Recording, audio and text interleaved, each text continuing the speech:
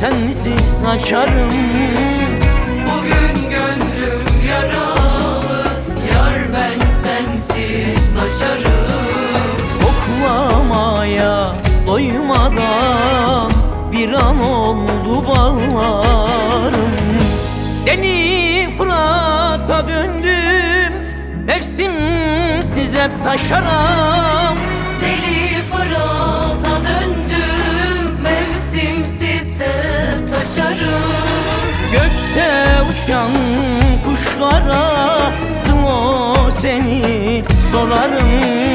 Gökte uçan kuşlara o seni sorarım.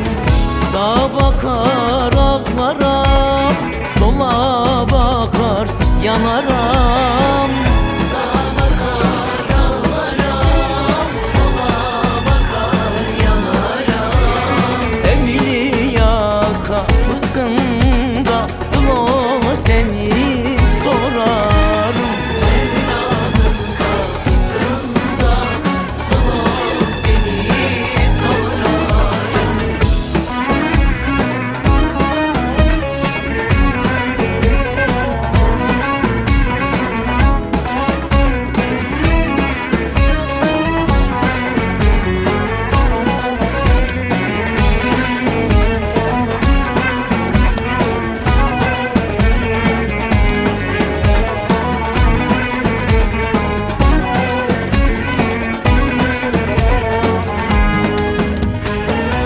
Erken çöktü gençliğim, ermeden muradıma.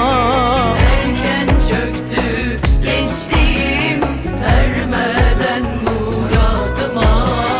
Bembeyaz karlar yağdı simsiyah saçlarıma. Deli Fırat'a döndüm, mevsimsiz hep taşaram. Deli Fırat'a döndüm, mevsimsiz hep taşarım. Gökte uçan kuşlara o seni sorarım. Gökte uçan kuşlara o seni sorarım.